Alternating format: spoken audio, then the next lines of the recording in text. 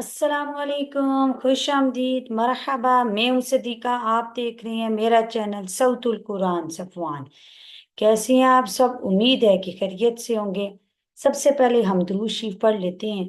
اللہم صلی علی سیدنا و مولانا محمد وعلی آلہ واصحابہ وبارک وسلم۔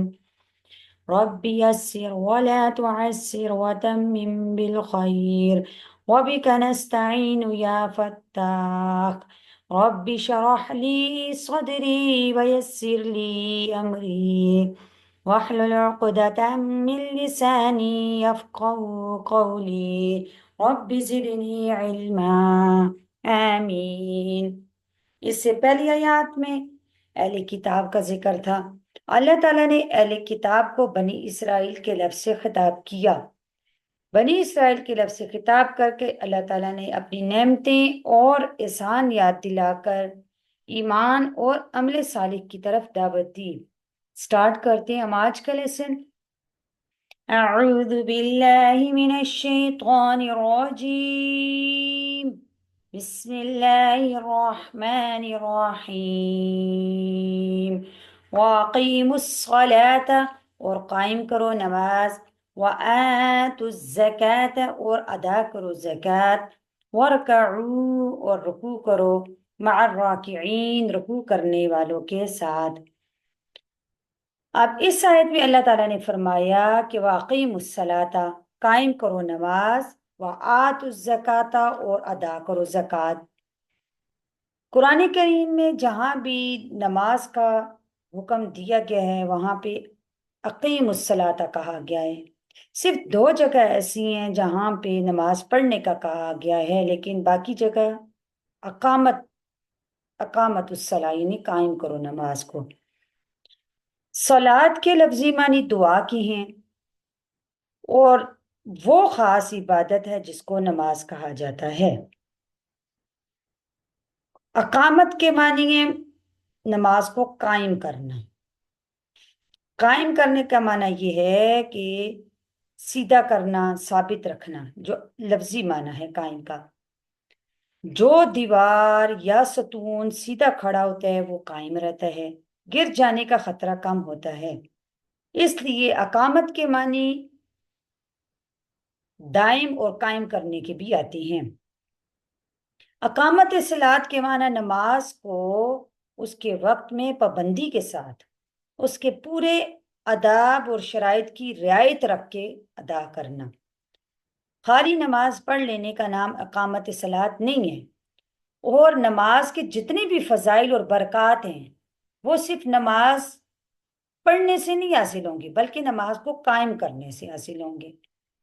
یعنی کہ نماز کو جب ہم اچھے طریقے سے شرائط کے ساتھ جو نماز میں کمیاں کوتاہیاں ہیں ان کے علاوہ نماز کو پڑھیں گے، نماز کی عربی عبارت ٹھیک ہوگی، وضو ٹھیک ہوگا، رکوع سجدہ یہ ساری چیزیں ٹھیک ہوں گی، تو تب وہ نماز کی برکات ہمیں حاصل ہوں گی۔ پھر آگے اللہ تعالیٰ نے فرمایا کہ آتوا الزکاۃ، کہ زکوٰۃ ادا کرو۔ زکوٰۃ کے جو لغت میں معنی آتے ہیں پاک کرنا اور بڑھانا، تو معنی یہ ہے کہ شریعت میں مال کے اس حصے کو زکوٰۃ کہا جاتا ہے جو شریعت کے احکام کے مطابق کسی مال میں سے نکالا جائے اور شریعت کے حکم کے مطابق اس کو خرچ کیا جائے۔ اب یہاں خطاب تو بنی اسرائیل کو ہے۔ بنی اسرائیل میں بھی زکوٰۃ اور نماز جو تھی وہ فرض تھی، اگرچہ اس کی کیفیت اور ہیبت وغیرہ میں فرق تھا، یعنی اس کا طریقے میں فرق تھا۔ نماز تو زکوٰۃ ان پر بھی فرض تھی لیکن اس کے طریقے میں فرق تھا۔ پھر آگے اللہ تعالیٰ نے فرمایا وَارْكَعُوا مَعَ الرَّاكِعِينَ، رکوع کرو رکوع کرنے والوں کے ساتھ۔ رکوع کے معنی جھکنے کی ہیں۔ یہاں رکوع کا صرف رکوع کا کہا گیا کہ رکوع کرنا، سجدے کا نہیں ذکر کیا گیا۔ تو نماز کا ایک جز بول کر یعنی رکوع بول کر پوری نماز اس سے مراد لی گئی ہے۔ اور دوسرا بنی اسرائیل میں جو تھا وہ رکوع نہیں تھا ان کی نماز میں۔ رکوع جو ہے وہ یہ امت محمدیہ کی نماز میں ہے، تو اس لیے اللہ تعالیٰ نے رکوع بیان کر کے یہ مراد لیا کہ پھر آیت کے معنی یہ ہوں گے کہ تم بھی امت محمدیہ کی نمازوں کے ساتھ نماز ادا کرو، یعنی پہلے ایمان قبول کرو، پھر جماعت کے ساتھ ان کے ساتھ نماز ادا کرو، رکوع کرو رکوع کرنے والوں کے ساتھ، یعنی ان کی نماز میں صرف سجدہ تھا، رکوع جو ہے وہ امت محمدیہ کی نماز میں ہے، تو امت محمدیہ کے ساتھ ان کو یہ حکم دیا گیا کہ تم نماز ادا کرو امت محمدیہ کے ساتھ، یعنی پہلے تم ایمان قبول کرو، پھر اس کے ساتھ جب امت محمدیہ کے لوگ جماعت کے ساتھ نماز پڑھیں تو تم بھی جماعت کے ساتھ نماز پڑھو۔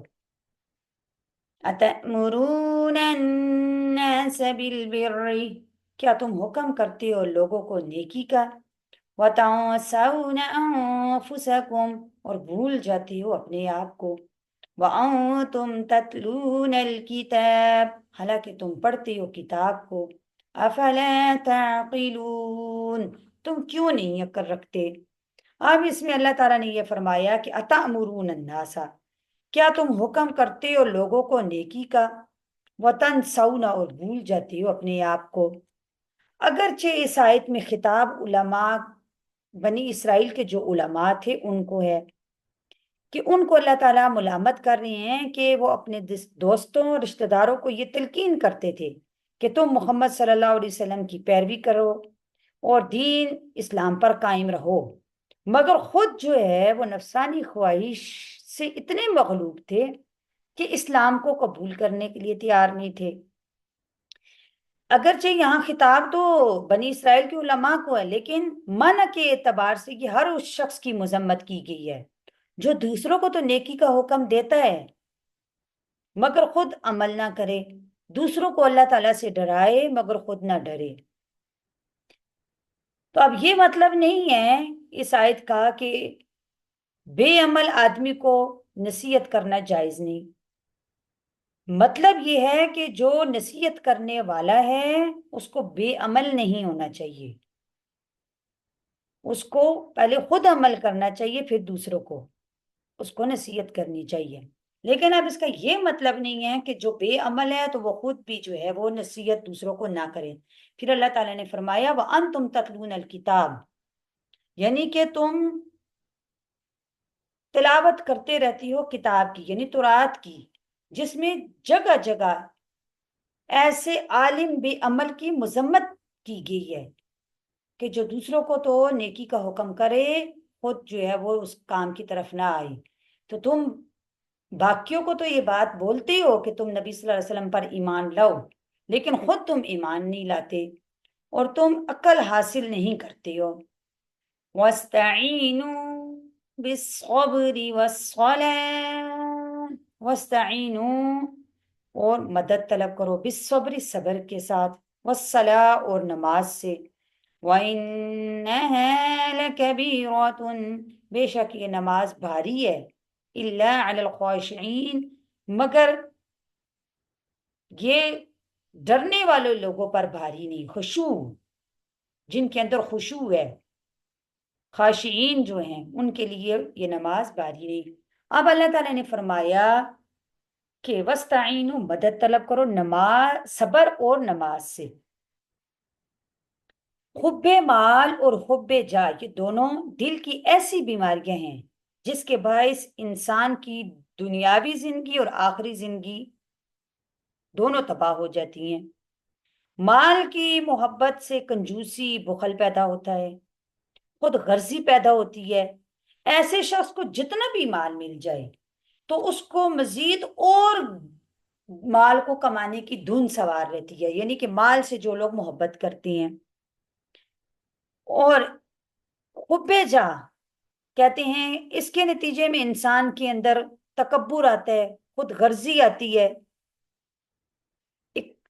وہ اقتدار کا اس کے اندر ہوش آ جاتا ہے، لالچ آ جاتی ہے۔ تو یہ دونوں بیماریوں کا علاج اللہ تعالیٰ نے قرآن کریم میں یہ بیان کیا کہ وَاسْتَعِینُوا بِالصَّبْرِ، مدد طلب کرو صبر اور نماز سے، یعنی صبر اختیار کرو، اپنی خواہشات پر قابو حاصل کرو، اس سے مال کی محبت کم ہو جائے گی۔ مال کی محبت اسی لیے پیدا ہوتی ہے کہ مال جو ہے وہ خواہشات کو پورا کرنے کا ذریعہ ہے۔ جب خواہشات کو انسان قابو کر لے گا، اپنی خواہشوں کو، اپنی لذات کو قابو کر لے گا، تو پھر ظاہری سی بات ہے اس کو مال کی محبت پیدا نہیں ہوگی۔ پھر آگے فرمایا نماز سے، نماز سے انسان کے اندر، نماز پڑھنے سے ظاہری اور باطنی ہر طرح کی عاجزی اور پستی آتی ہے۔ جب انسان نماز کو اچھے طریقے سے اس کو ادا کرتا ہے، اس کی عادت ہو جاتی ہے، تو ہر وقت اللہ کے سامنے اپنی عاجزی اور پستی کا اس کے دل کے اندر تصور رہتا ہے۔ اور جب اللہ کے سامنے وہ عاجزی کرتا ہے تو پھر اس کے اندر سے غرور، تکبر، یہ حب جا اسی کو کہتے ہیں، غرور اور تکبر کو، یہ اس کے اندر سے دونوں چیزیں کم ہو جاتی ہیں۔